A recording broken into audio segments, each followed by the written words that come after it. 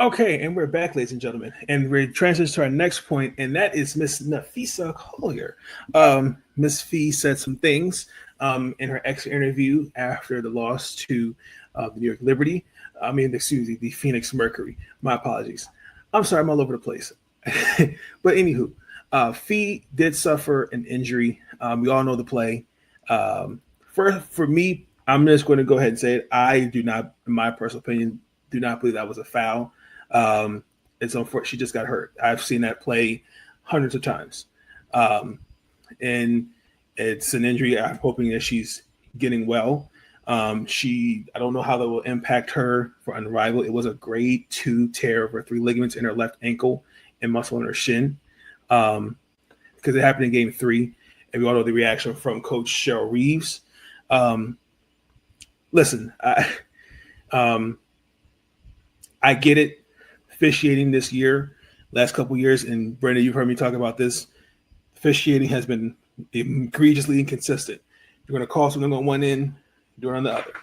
Um, I felt like Cheryl, um, what she did in the post, basically was coming to her players' defense. Coaches should always do that. That's just my opinion. Um, and then in Fee's exit interview, we've all seen uh, the the video, and I'm gonna get your thoughts on it first. What did you think of it? Yeah, I think it was interesting. Interesting to say the least. Um, I think I think it stood out in the aspect of Fee standing up for or speaking for not only herself but the rest of the players association, for the rest of the players around the league in wanting more, like in wanting more like accountability from Cathy and the WNBA league office. Um, I love how she singled her out, in particular. Not only the front, or not only the league office in general, but like Cathy, like this is your problem. You need to fix it, or you need to at least hold yourself accountable. Um, and I love that I love all the players, all the rest of the players in the league, standing up standing up and saying, "Fee, like I stand with Fee," or I like Fee speaks for me. Like I love that that united front. Like I said about earlier, talking about a united front. This is a big united front, and I think I remember tweeting. I remember tweeting the day that it happened that this was a big day in terms of WNBA history. If you're a WNBA fan, this is a big day, and I tweeted exactly. If you're a WNBA fan, remember where you were on September 30th, 2025, because this was a big turning point in not only negotiations for the CBA, but possibly possibly new leadership. I don't know, but if there's no accountability taken by the front office or by the league office, then yes, uh, there must be league or there must be changes in leadership that is necessary to for progress to be made. Now, I will speak a second on Kathy's not response, but or not her press conference, but her response, her statement. Um, she she kept saying disheartened, and whether it's in her statement or in her press conference, she's I feel like I feel like that statement was a whole lot of nothing, and I feel like a lot of people thought that way too. But she said I was disheartened by Napheesa's comments, and I jokingly said to a couple of people, including my mom, I said, I doubt she even knew who Napheesa Collier was before she even said this. Which, there's In fairness, that kind of tells me, like, I mean, the conversation did occur. So, I mean, yeah. she didn't. Uh, If you but there's a couple of eye openers for me in this particular in what he said, and I don't know, like, obviously we don't know, like, if these were exact word conversations.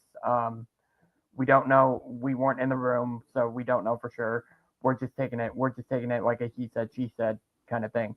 But with a couple of things stood out to me about what Fee said. Um, she said that when she got hurt, a bunch of people reached out to her, and she didn't hear from Cathy. I'm sad to say I'm not surprised. I'm not surprised. I'm not surprised I, whatsoever that. I just want to clear up one thing. Yeah. From my understanding, the number 2 person Yeah, the that's number two. Yeah. under Cathy did reach out to Napheesa. Somebody did reach out to her, just Hmm. not specifically Cathy. So Fee didn't really specifically emphasize that. So I just want to clear that up for everybody that She said to her somebody agent. She said to her agent. to her agent. Yeah. Well, she said some. She said, "Well, I'm just saying somebody did reach out Yeah. from the. Yeah. It wasn't Cathy. It was her. It was the number 2. But go But ahead. reaching out to, like, express well wishes, hope Exactly. you're Right. feeling okay. None of that from Cathy, and I'm not surprised. And I'm not surprised at that one bit. But the biggest slap in the face, I think, for the commissioner herself, not even for the Players Association, is the stuff with Caitlin and the not even with just Caitlin, but with with Paige and Angel not getting the salary that they deserve. It's a minimal salary for, despite, like, the impact that they're making in the growth of women's basketball. And she or Collier's words, she or Cathy basically turned the conversation over, like, oh no, we're giving them we're giving them this platform where we're giving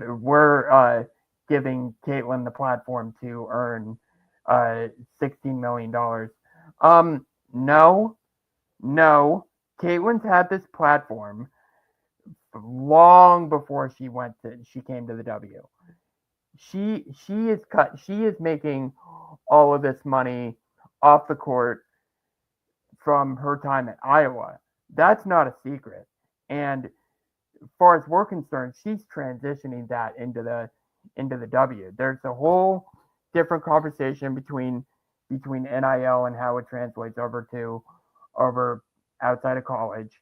But this is a clear example of that happening, and that that Caitlin is not, or the WNBA is not helping Caitlin grow. Caitlin is helping grow the W, and and the fact that Cathy does not recognize that in terms of what the state of the conversation was is just a blatantly false. So but also, like, it's the same conversation with Angel and Paige. Like, they're also doing a big part in helping the league grow, and yet uh I mean, they're earning minimal salary. Oh, obviously it's on a rookie contract, but, like, their salary should be higher so they don't have to play in other leagues like Unrivaled, who is steps above the W already in their second year with what they provide and the different things that they provide and the different things that the W's or that the players in the W are ultimately asking for. Unrivaled has that. So Cathy needs to be held accountable, or there needs to be a big decision in the front office or in the league office coming up as we head into CBA negotiate, or as we head into the expiration date of the CBA in a couple of weeks.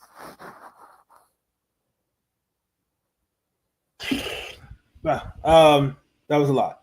That was a lot. So I see this from two perspectives, and your perspective was one of mine. I'm not kidding when I say that. The other one is, and I need people to understand I need everyone to understand where I'm coming from. At the beginning of the year, there were players that were going through this, dealing with the same inconsistencies of officiating. We didn't have this going in front of the press and X, Y, and Z and all that.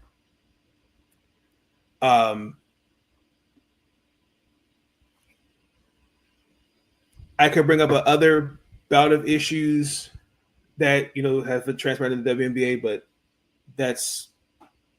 I'm not going to do that. I think here's my thing: you can't change officiating overnight. You can emphasize player safety, though. I do agree with that. However, couple things that do stood out to me. Why are you having those type of conversations outside of your place of your other job at Unrivaled? That's number one. I feel as though, this is just me, she brought up those names strategically. That's just my opinion. But at the same time, I think there's more to that conversation that we don't know, because Cathy, and here's the thing: we knew when she had her press conference, we knew the answers she was going to say, because it was going to be a political answer. She wasn't going to go up there and spill the beans like, "Oh yeah, I said that." Blah, blah, blah. No, she gave everybody the politically correct answers. So, at the end of the day, my thing is, I think while we're giving Cathy all this smoke, we're not giving Adam Silver and the NBA Board of Governors the same amount of energy, because they have majority control of the WNBA. Because I have a serious question. Can I see the books? Because I guarantee you that everything that they're telling us is all smoke and mirrors. There's money. You know why? Because how did you come up with $250 million to go in front of the Mohegan tribe, and say, "Hey, we'll take the team for $250 and give it to the Rockets so they can get Rockets owners so they could give the Houston Comets"? Okay. The only issue I had with Fee's statements in terms of player safety was players in Unrivaled got hurt due to, also, it's in my opinion, bad officiating. So if a player gets hurt, does that not contradict what you're advocating for, especially it occurred in your own league? That's the only thing that I'm a fan of her for speaking out. Please don't misconstrue my words. I'm conflicted because of, okay, here's an example. Aaliyah Edwards missed the start of this year because she got hurt in Unrivaled. Shakira Austin got hurt in Unrivaled. Chelsea Gray got hurt.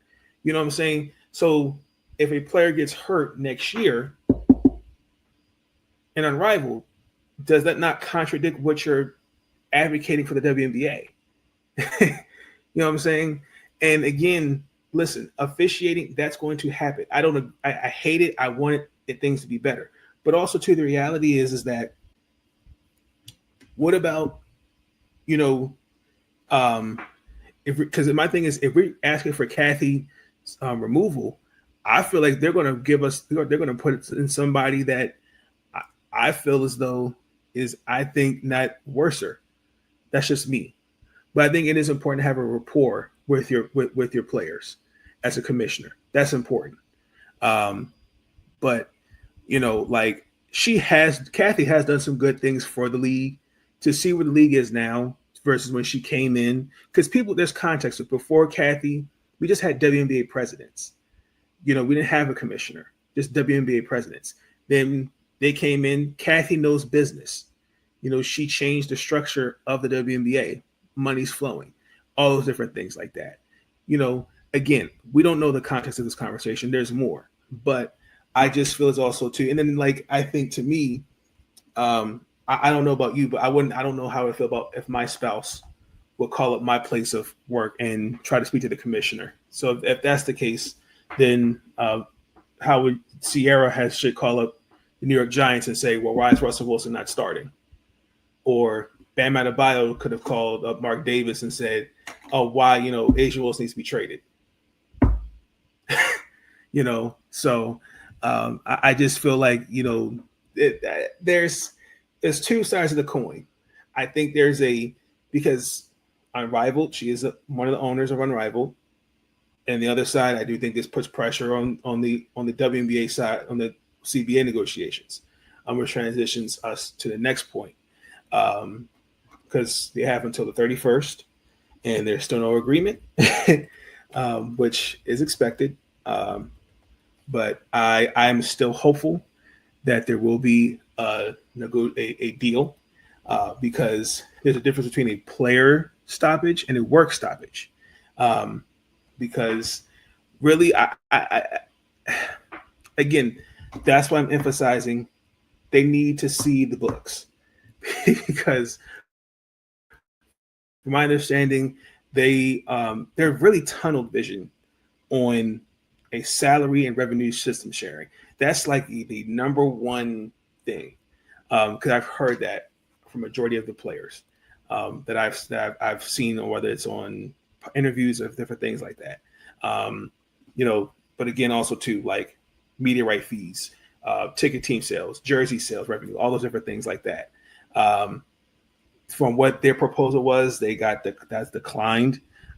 So they did propose up last month. My notes were $300,000, a minimum of $300,000, and yeah, they didn't address that number specifically. So, so that happened during the finals, and there was actually nothing after that. So, but also too, again, you have to understand from where the league was 5 years ago. Here we are 5 years later. So I'm confident that they will find some common ground, but I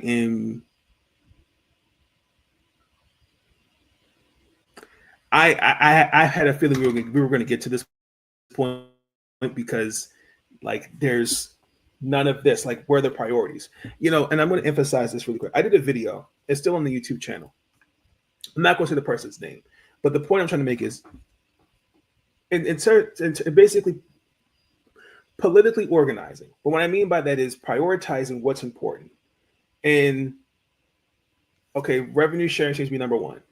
Stewie mentioned this, I think it was a podcast. She talked about a pension system and a retirement system for previous players.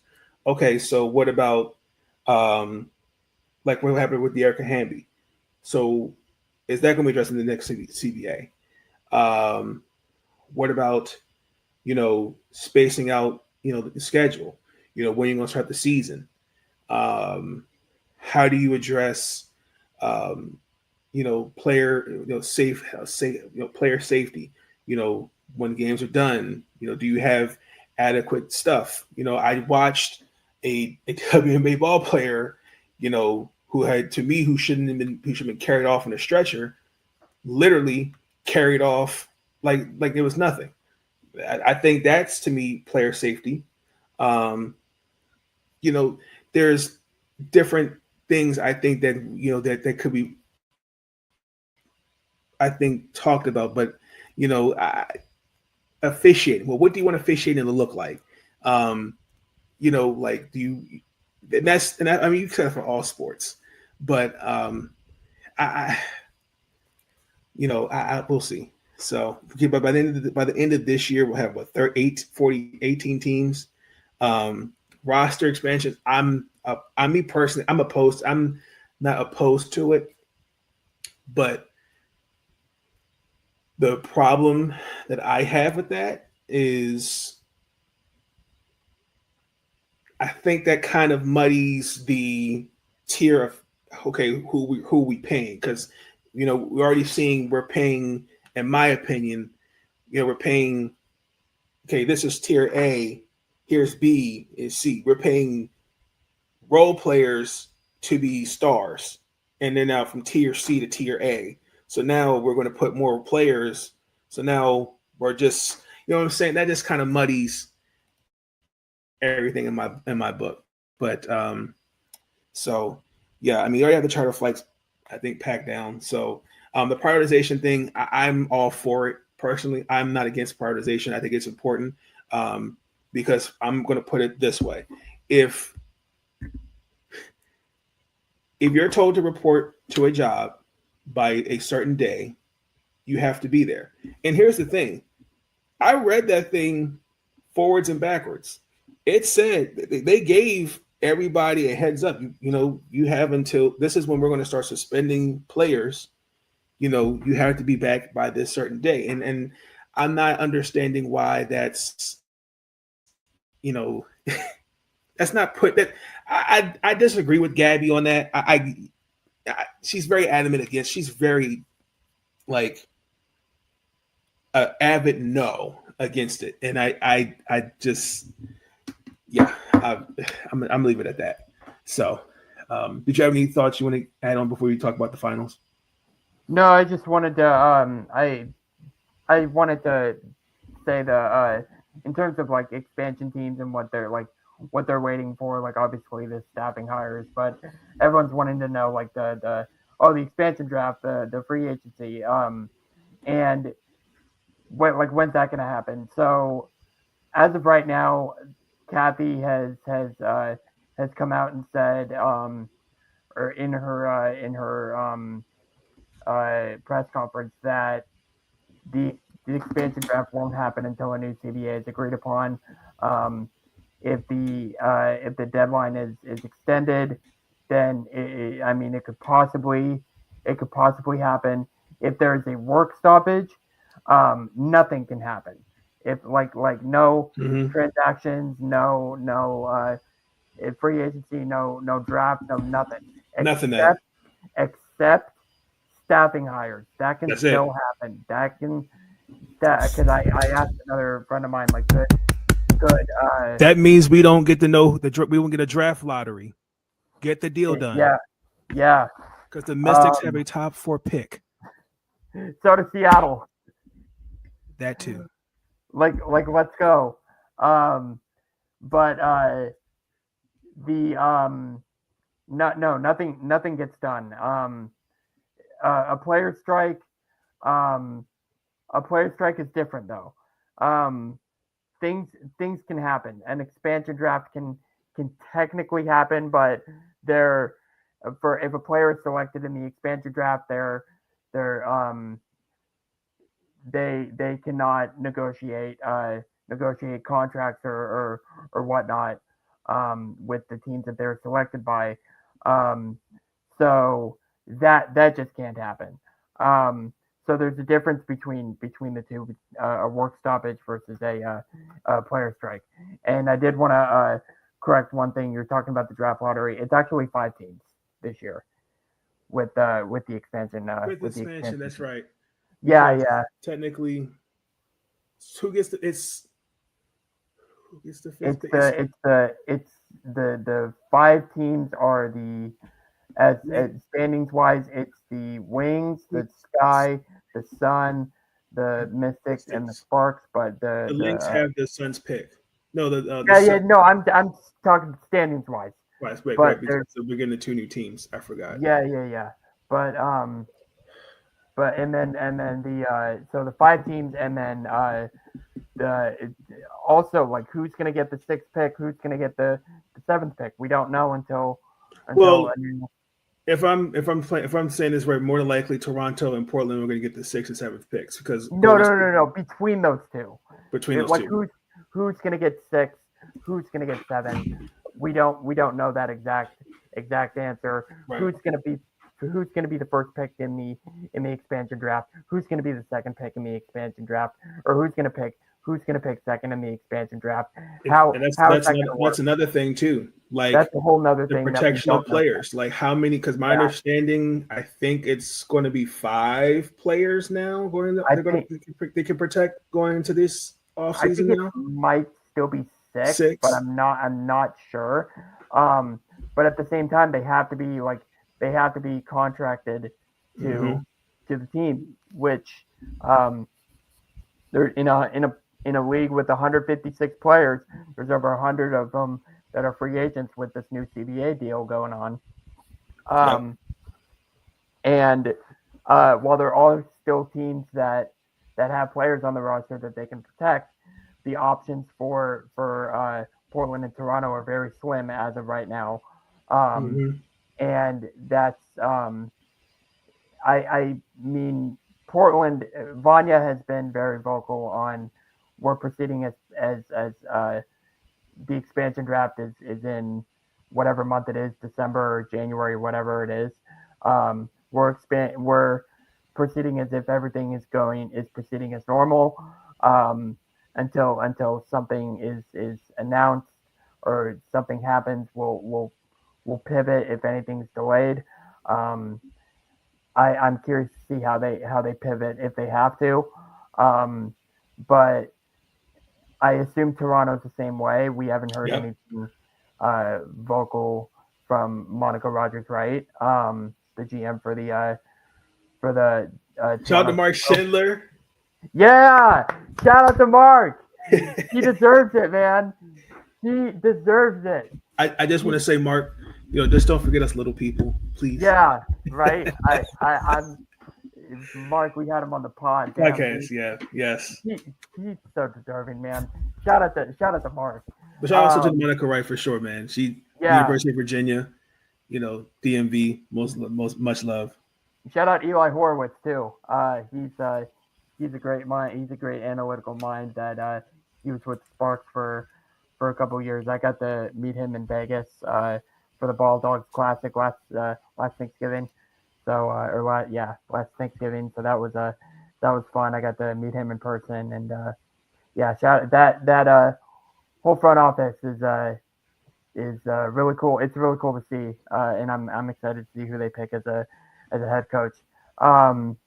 But I mean, until then, like expansion draft or expansion team wise, like that's as far as we can get. Is who's the Portland head coach, who's the Toronto head coach? That's as far as we can get in terms of the more important roles of a front office. Obviously, they can build the staff and stuff, but in terms of like roster construction, like we don't know anything about that right now, and we won't until something gets done. Whether it's an extension of the current CBA, a negotiation of a new CBA, whatever it is, we won't know anything on any front until something gets done. I agree, and I'm confident something will get done. And again, you're not going to give us every little detail. I think most of our answers are giving it all political stuff, in my opinion.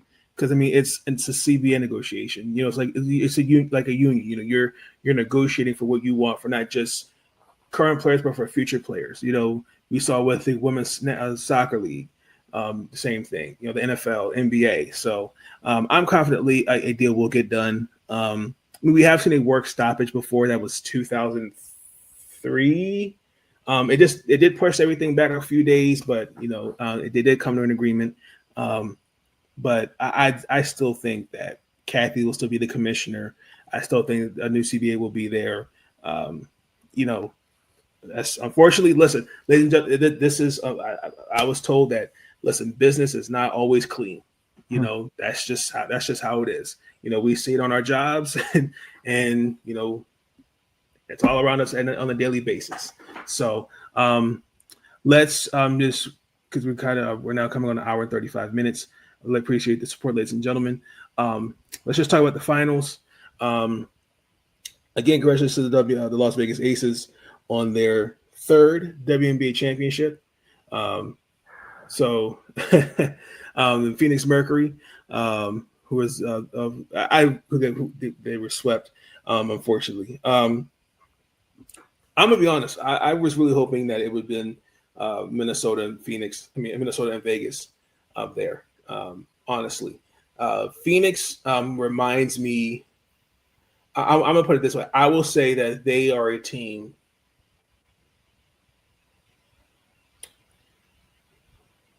Overachieved,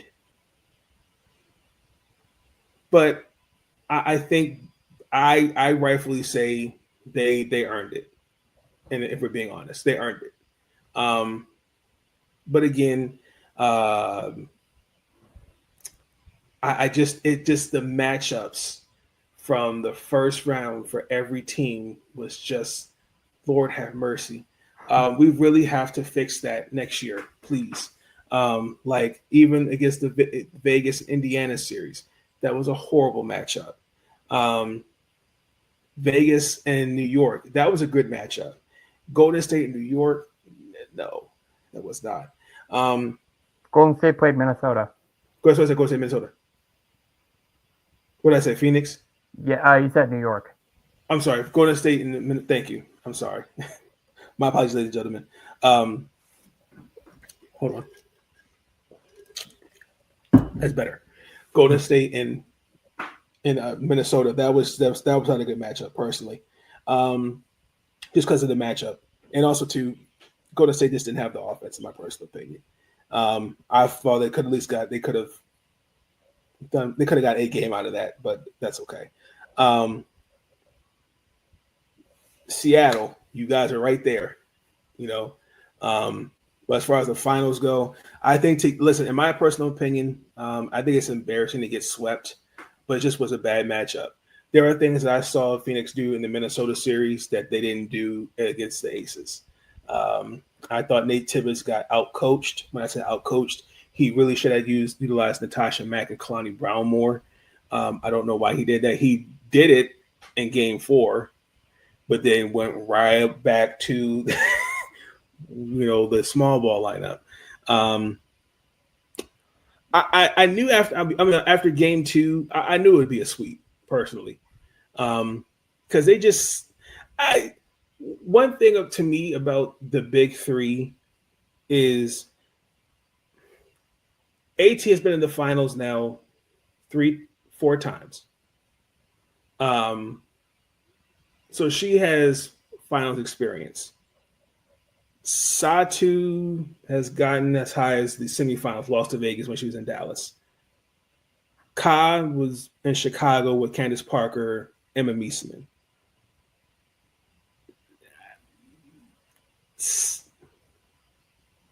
There's really no one else on that roster that has finals WNBA experience. And that showed. And especially DeWanna Bonner. I'm sorry. But I mean, I'm talking about in terms of outside of them. I just didn't really see when it mattered, like leadership. It just kind of crashed personally. Like for example, Ka would have one good half, Satu would have a good half. It was just inconsistent.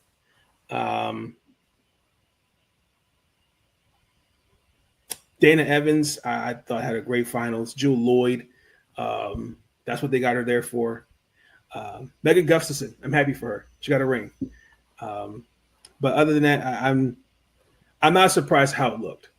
I'm not surprised. But was it 1 point? What was it? The numbers, Brenden? 1.5 million. Yeah, something like that. And like 2.3. something like that. And then what was funny was people were like, I'm not watching that, but people were picking Phoenix in 6. It's not funny, but I'll give you the full. I wanted to, for the finals in particular, I wanted to pick a page out of Noah Dalzell's book. She previewed the finals in a couple of her podcast episodes, and she, I think after game two, or I think after game two, she really, she originally picked Phoenix in I think she said 7. Um, she originally picked Phoenix to win the series, and then she said after game two that it was over, for the simple fact that Phoenix did not have a definitive answer for Asia Wilson. Like if you look at the last, she said if you look at the last two, or if you look at the last series with Indiana, they the front court involving Aaliyah Boston, a big part in Aaliyah Boston. Um, Also want to give Natasha Howard some love too, but That too. Mainly Aaliyah caused caused problems for Asia. Obviously not enough uh, to to take her away completely, but like caused her to be frustrated at times, and just bothered her as much as they could. Yeah. And Phoenix did the same thing, but Asia just shut. It's like a little kid punching a big bad bully, and that bully just pushing him aside. That's basically what Asia did to the front court that was trying to give her problems, or trying to disrupt her in the paint. And that was really the defense. Like Asia could get any shot that she wanted in Yep. in that in that series against Phoenix, while that wasn't necessarily the case against a team like Indiana. Um, and she did a great job of breaking that down as well, and that being the story, or that being the main reason why the Aces were going to win this series. Not necessarily in 4 games, but you do have to respect her, or you do have to respect the Aces for closing it out the way that they did. Um, I did want to give love to Ka, because I remember the Portland Fire. They did a watch party for every single game of the finals, which former WNBA players showed up. The brass for the Fire showed up. Vanya showed up to Game 4. Unfortunately, I wasn't there.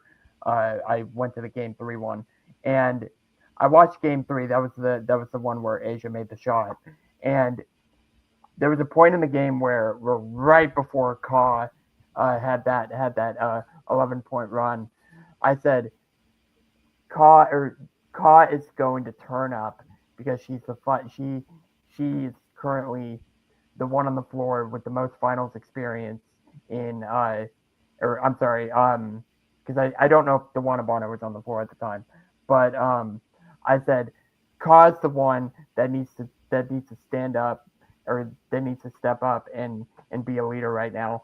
And she scored 11 points in a row, and I remember freaking out because I totally called that call was going to go off in the fourth quarter. Yep. But you know, I always say any series. This is the biggest misconception of a series. Just because it's a sweep, or just because it's a quote unquote gentleman's sweep with 5 games, doesn't mean those games were bad. Like they were fantastic games. They were like individual games. They were fantastic to watch, and it was. I mean, at least game three was amazing to watch. Game 4 was great to watch as well, until the last bit of it. Right. But but it doesn't mean like they are bad games to watch, or No, they weren't. No, and I think that's a big misconception with series. Just because it's a sweep doesn't mean the games were bad. When But when I don't mean to cut you off. When and I want to maybe let me clean this up. When you get swept, to me, Alyssa Thomas, Ka, Kalani Brown, even with Satu, they're great enough to get you one game. mhm. You know what I'm saying? Like you got an adequate amount of talent and you can't get one game. You guys, okay, have we're literally, I think, a couple possessions, in my opinion, if you go back against the Aces from beating them. Yeah, But I'm saying here's a team that all season that talked about, about being, I'll keep that same energy, blah, blah, blah, blah. Okay, here it is in the finals. Y'all are good enough. Y'all can't win a game. And we can talk about officiating, all this other stuff. I think it was game 3, 45 fouls. So you can't say officiating. So I'm just saying, like, between three players,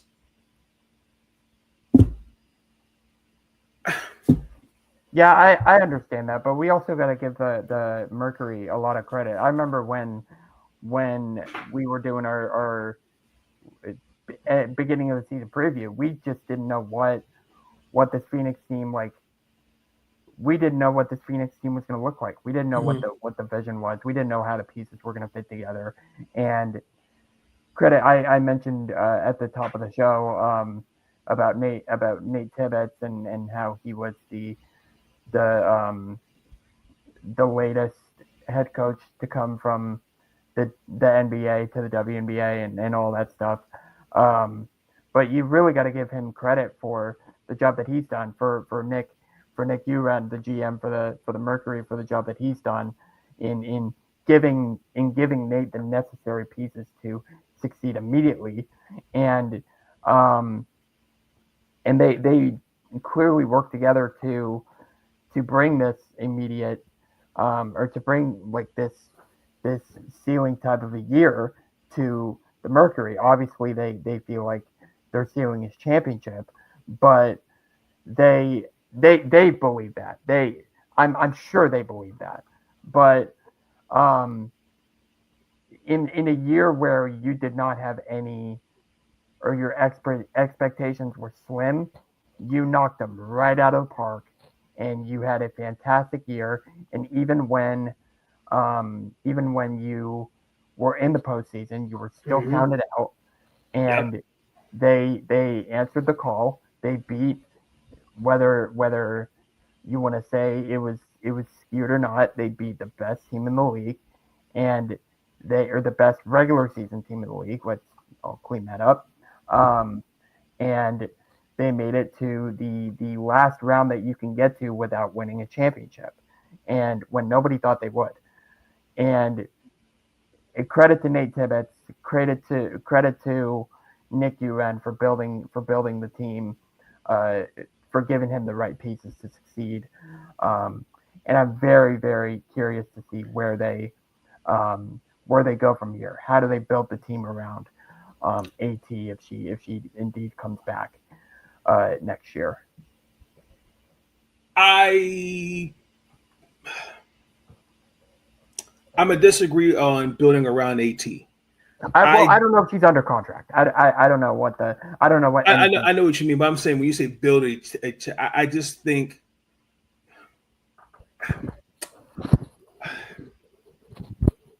you okay. I think from seeing her now in 4 final WNBA appearances, to me, it's not. I'm not going to put it on her shoulders.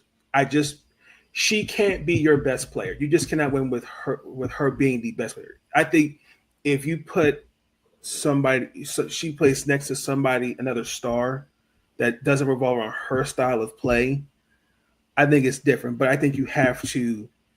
I it's just like it just like with how everything went down in Connecticut. that's how it kind of. I'm not saying it looks like this year, but you just cannot win with her style of play. It's just not. I'm sorry, it's just not. That's no shader. I think she's a great player, but she just can't be your best player. I think if you had another star, I think most definitely but she can't be your best player. That's just me. That's no shade to her. But that's a conversation that I think should be had. But that may be an uncomfortable one. I mean, but hey, you got to the finals. Um, and again, who knows what it would look like in game 4 if Satu was out there, and the other two, that was not a dirty play, because she ran into, she hit Kirsten Bell's knee, and secondly, more importantly, she should have been carried out on a stretcher. I don't know why. My understanding, wheelchair, something, wheelchair. something.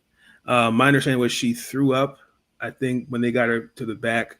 All that other stuff. The same thing with Kelsey Mitchell. She should have been wheelchaired, but from what they had a stretcher out there, but I'm assuming from what I heard, and that she didn't want the stretcher, so they just carried her. But I feel like. Oh, sorry. Go ahead. No, go ahead. No, I was gonna say, it's been talked about before, but I just want to give a shout out here. As much as we criticize the referees and Yes. their inconsistencies, as we talked about, I don't know the exact referee's name that was right next to Kelsey Mitchell. But shout out to him. I apologize, I don't know your name. I can find because Rebecca Lobo. Yeah. But no, shout out to him for stopping the game, getting the attention of the staff, or of the Indiana Fever staff, of everybody to stop the game, because Kelsey, basically her whole body shut down. His name is Isaac Barrett. Isaac Barrett. Shout out to Barrett or Barry? Barrett. Isaac Barrett. Shout out to you. Because that just shows, like, you may have your differences, or you may share differences with the calls of the referees, but they're also here to help you when you need it. Like they care. They also care about player safety to a degree, right? Mm-hmm. So, like, this is an example that they care about player safety, despite all the discourse and everything. Like, big shout out to him for the role that he played in getting Kelsey the help that she needed in that whole situation. So I just wanted to. I know he's been given shout outs before, but I just wanted to give him a shout out for the role that he played. Yeah, because Kelsey ended up going to the hospital, which, I mean, she's fine, but I think she's still being supervised by the medical team for the fever. That's serious. I actually Googled it too. I was when I first heard about it, it's kind of like dehydration almost, but she had to get fluids. I think, I'm kind of curious, like, to see how going forward, how that will progress with her. But she said she was fine, all the different things like that. So, because she, especially the whole series, she was workhorse, just kept going, and I don't even think she even sat on the bench in that game, if I remember correctly. So yeah, but the most important thing is that she is well, and that and she's getting ready for Unrivaled for season 2, if I remember correctly. So, which lastly, I'll end it on that note.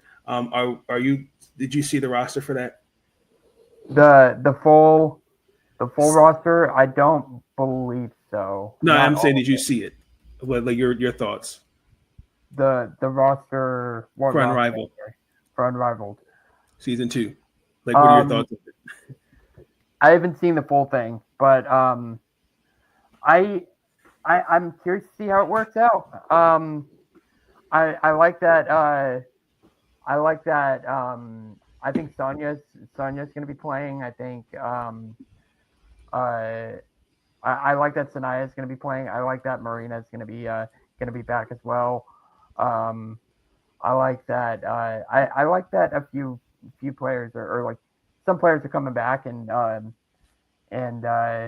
yeah, it's gonna be. I'm curious to watch it this season. Honestly, I'm gonna be straight up with you. I did not watch any or that much of Unrivaled last year, so I'm gonna be paying attention uh, a lot more this season or this season of Unrivaled. So I'm excited to watch that. Um, UC Capitals basketball, WNBL, Jade Melvin playing I believe on Friday my time. Okay. Um, so that's I'm excited to watch Jade basketball again. It's been too long. Um, but that's also something I'm looking forward to. AU, another opportunity to watch a lot of good basketball. I believe Jalen Sherrod is playing I'm gonna look in right now. in Athletes Unlimited or in AU. I'm actually looking Uh, forward to that one this year. I'm looking forward to Athletes Unlimited. I'm not gonna lie because I like that roster. yeah. Alicia Clark just got named Named there too. Yeah. yeah, she's coming back. Yeah. Jalen's on the roster. Yeah, Jay. Okay, so yeah, Yep. and that's it. Like, I really like that concept because I watched that a lot last year. I was Um, surprised if Vina Westbrook is not did not come back. she's in Egypt, I think. Egypt. Yeah. Yeah. Yeah. Her guys, go look at her story. She's rooming with an Egypt with an or with a overseas player and understand trying to help her teammate understand the different English like the different slangs, the different English slangs, and it's so funny. It's a good laugh. So, um, but yeah, Avina Westbrook, she's playing overseas. So, good luck to her. She's one of the sweetest people I've ever met. Yes. She's so awesome. Um, but yeah, AU is such a good. It's such an interesting concept. Like they switch teams every week. They have different coaches and it's it's a really cool concept. Yeah. I still don't really get the the point system thing. I really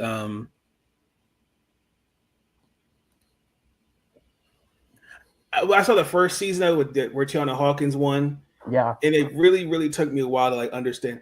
Oh, okay. Like once it's like, so I kind of want to see that. I'm curious to see what it looks like this year. So speaking of a thing that Seattle Storm fans should watch this year, um, is Leslie Brown will also be in I'm right, Athletes and Unlimited. Athletes Unlimited. That's right. Yeah, This will be her third straight year. which is where she shines. Like Yep. she kills it in AU. So that should be something for Storm fans to watch. Um, Skylar Diggins back in Unrivaled. Hooty hoo. Uh, it's good. Shakira I'm Austin, gonna laugh, Leah Edwards are an Unrivaled too. So man. they're trying to keep Garrison. I'm gonna laugh so hard if Cam Brink and Skylar Diggins are on different teams and they're not on the Owls. By the way, I've said this before and I'll say it again. If she isn't already, Cameron Brink will be one of the greatest 3-on-3 players ever in women's basketball. She is just so good in 3-on-3 basketball, and I'm so excited to watch that for the first time in what feels like a while because she did not play in the Olympics. She was robbed of that with a torn ACL, and she obviously did not play in Unrivaled because of rehabbing from that injury. So I'm very excited to finally see her back on the court in Unrivaled um, and playing where she shines the most. I think. Um, so I'm excited to see her in that as well. I'm excited to see Paige play an Unrivaled this year. It's there's going to be a lot of fun off-season basketball. It's not like the WNBA stops and all of a sudden, oh, short of watching women's basketball outside of college. Like, there's a lot of professional leagues that have access to watch, and I'm excited. No, for sure. I agree. I'm excited for the off season. Should be interesting. College basketball as well is almost approaching. So I'm excited for that. Should be a good season for college basketball. Can't wait for that. But yeah, in the meantime, check out the content, ladies and gentlemen. One for me for tvmbsmedia.com. I have an article that's coming out about the Baltimore Ravens. 1 in 5 on Maryland Terrapins article that will come out sometime Thursday as we're getting ready for UCLA. And then, the Ravens again. But anywho, no, because the Ravens are actually on a bye week. So thank God. But anywho, Maryland women's basketball team's media day is next week. So I'll have to have some content on Twitter. X. I'm sorry. Post it for you guys. But until then, ladies and gentlemen, thank you for tuning in to this episode of Big Nate Sports Talk Podcast. Brenden, buddy, as always, it's great to see you. As always, hope you're doing well. I will have your X page in the description below. Also, you almost said Twitter again. Yeah, I know. It's going to take me a while to say X. I'm sorry. Also, the link to World Exposure Report. Do you have any content, anything that you're creating at the moment? As soon as I just put out an article on Ashwood Battle being announced, that is up on the website right now. Dallas Mavericks stuff. No Dallas Mavericks stuff. We're just sticking with women's basketball. I respect it. Yeah. I'm working on the thing that we talked about off the air before we started is I get to work on a certain story before it becomes official. So because now I know most of the details. So that story will come out when the news that I'm waiting for becomes official. And then I'm anticipating a certain press conference to be happening. So I'm just excited to do stuff now. Like, I've been bored. Ever since this storm season ended, I've been bored. So I'm just excited to do stuff now. But in all seriousness, that's all the content that I have, at least for a little bit until the college season gets going. So, yeah. I love it. I'll have it all in the description for you, ladies and gentlemen. But until then, please like, comment, and subscribe for our future content. Thank you so much for tuning in, ladies and gentlemen, and we'll catch you on the flip side. Have a good night. Check out episodes 474, 5, and 6, where we're recapping the Baltimore Ravens Maryland football team. And one episode is a very special one that's close, that I think is important. I haven't talked about in some time, but I think I would like to talk about it. And I think you'll like it. But peace, ladies and gentlemen. Thank you for tuning in to Big Nate Sports Talk. If you enjoyed that episode and you want to see more content, be sure to like, comment, and subscribe. And I want to thank you. All I want to do is say thank you.